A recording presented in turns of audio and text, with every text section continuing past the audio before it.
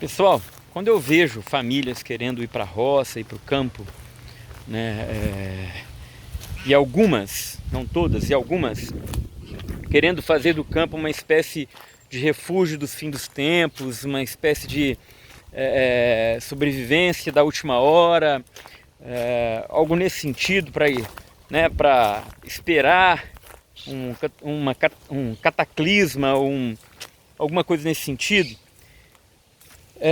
Eu fico muito triste por isso, porque eu sei que essas pessoas elas estão buscando sobreviver, né? Mas eu preciso dizer que não é esse o sentido da vida no campo. Não é por isso que nós vamos para o campo, não a família católica, né? Nós vamos para o campo pela sobrevivência da nossa própria família, pela luta dos nossos valores, para recuperar alguns princípios que o homem moderno foi perdendo com a vida nos grandes centros. Então você tem uma artificialidade muito grande nos grandes centros, eu já falei isso aqui, né? Então você tem aquela agitação imprópria, você tem uma apelação sexual muito grande, você tem um bombardeio de ideologias, de mecanismos, é um sistema complexo que você fica dependendo dele e tudo mais.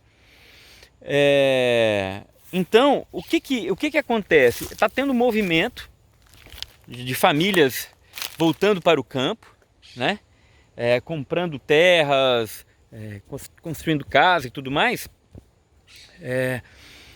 e que não entenderam ainda o sentido disso, tá?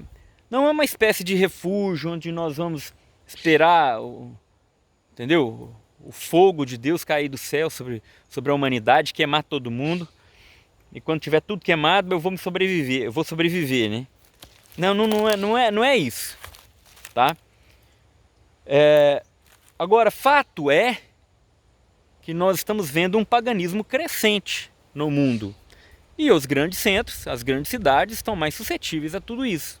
Então, se tem um filho que estuda numa escola nesses grandes centros, que convive com pessoas dos jovens nesses grandes centros, essa mentalidade, essa loucura dos grandes centros, embora eles estejam extremamente aglomerados ali em apartamentos grudados uns dos outros, a vida passa a ser cada vez mais individual. Então é muito comum quem mora na cidade, num apartamento e tal, não conhecer o vizinho da porta da frente, ou então ter rixa com ele, então ver ele uma vez no mês, entende?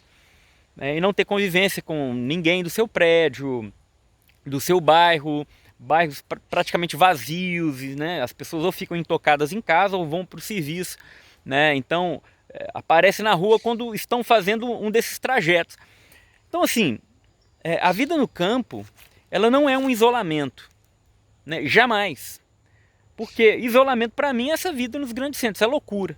Né, que você não pode sair, você está preso dentro de casa, a grade, o muro, tudo, a cerca elétrica, tudo isso é para manter sua segurança, né, porque tudo é muito perigoso, é inseguro. Você entrar dentro de casa, você tem que ter códigos, né, você tem que ter procedimentos, você abrir o portão eletrônico, ver se não tem ninguém de moto passando, entra e fecha rápido, esse tipo de coisa.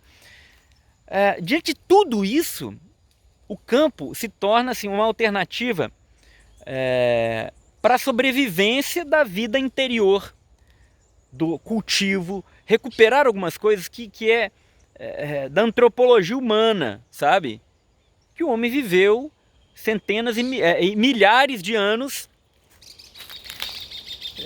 nesse processo da terra, do cultivo, do animal, né? Você tem uma comida hoje mais saudável, por exemplo.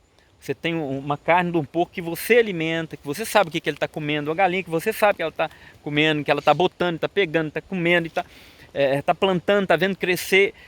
O aprendizado das crianças nesse meio é fantástico, então elas vão aprendendo o tempo das coisas, o tempo da planta, o tempo da fruta, o tempo da colheita, o tempo do bicho que cresce, da comida, do labor, né? A oração e o silêncio. Tudo isso é muito favorável, né? Então a nossa ida para o campo não é um gesto de desespero para fugir de uma catástrofe. Não é isso, entende? Então quando a família ela está imbuída do verdadeiro sentido de se buscar uma vida mais interior, mais pacata, mais tranquila, levando em consideração tudo isso que a vida no campo proporciona, aí sim, tudo bem. E nem é para você ficar ofendido se você não quer ir para o campo, tá? Deus está em todos os lugares, Deus está aí na sua cidade também, Deus está aí na sua paróquia, Deus está aí. Tipo, eu não tenho possibilidade, eu não consigo, eu até gostaria, mas eu não consigo. Louvado seja Deus por isso, entregue na mão de Nossa Senhora, se consagre a ela, né, que os devotos dela estarão guardados dentro do coração dela. Faça tudo o que você puder para cuidar e preservar seus filhos do mal. Claro, você nos grandes centros, você está mais suscetível a tudo isso. Esse paganismo crescente, avassalador. Agora, o que acontece? Às vezes eu vejo o seguinte: a família até gostaria, mas não tem condições. Em vez dela fazer projetos, né, a longo prazo, pensar numa possibilidade, um terreninho mais afastado, mesmo que seja pequeno, isso daqui a alguns anos e tudo, projetar, não, ela prefere atacar aqueles que estão fazendo essa opção, como se a opção de vida deles, né, nossa, né, eu também me incluo nisso, nossa opção de vida seja por si só uma ofensa. Então quando a gente... outro dia, nem ia falar isso aqui, agora eu lembrei, eu coloquei um post do Olavo de Carvalho, dele falando do homem que ele encontrou uma vez e que vivia essa loucura de rotina de escritório, papelada e tal, e que gastava a vida inteira ali. Depois, no final do ano, ele ia de férias, ia para as montanhas e falava: isso aqui é um sonho, agora acabou, agora vamos voltar para a minha realidade. Ele falou: não, realidade é o campo, né? Então, como que uma pessoa acha que a realidade é aquela loucura, né, criada ontem, né? Porque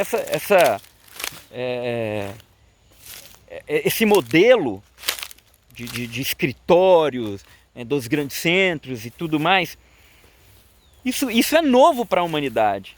Então ele falava sobre isso. E eu postei, né, o post do Olavo, e pessoas entraram em contato achando ruim. Falando: pô, mas e quem não pode? Eu tenho que batalhar duro, viu? No dia a dia, para poder ter dinheiro aí, para poder até inclusive comprar um campo. Você fica desfazendo da vida na cidade.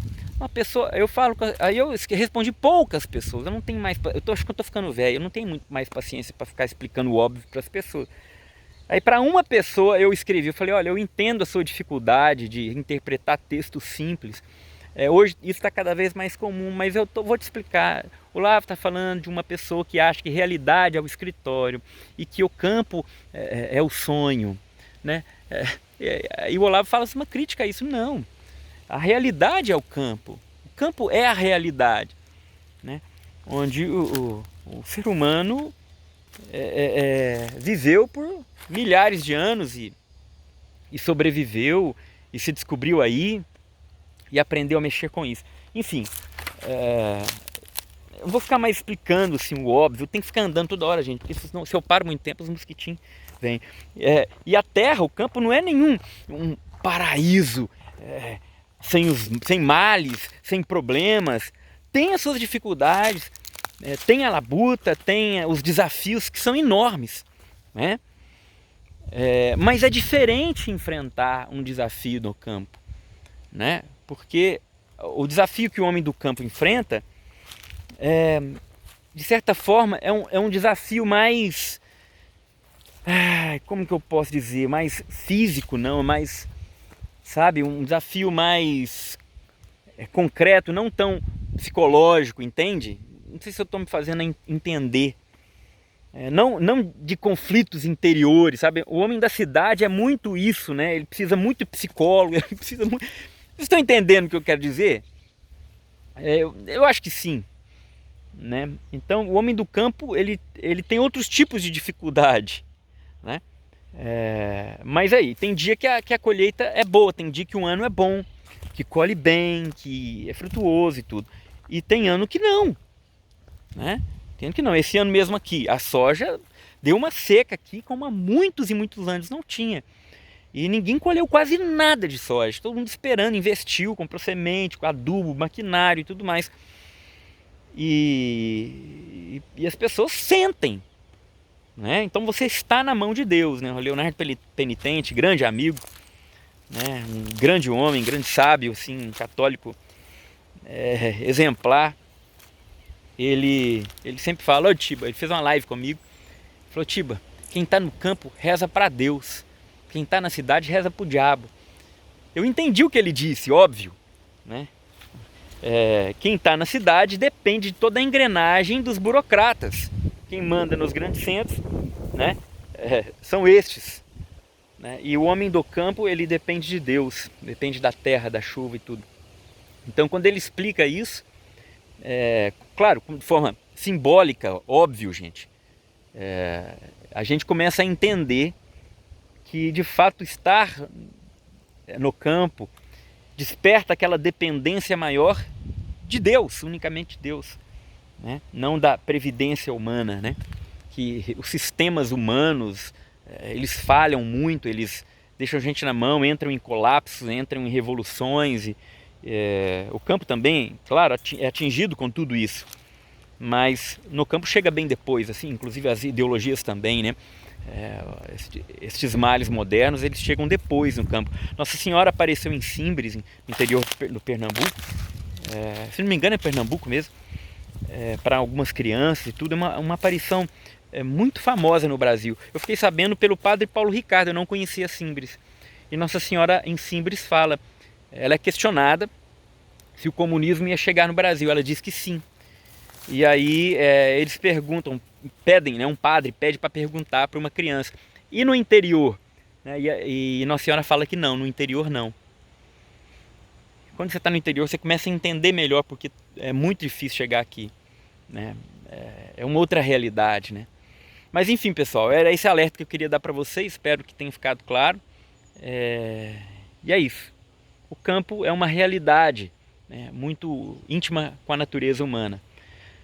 E esse é o sentido. Vamos para o campo para recuperar os valores, os nossos princípios, o silêncio, uma vida mais tranquila, diferente dessa artificialidade dos grandes centros. Tá dado o toque aí. Um abraço.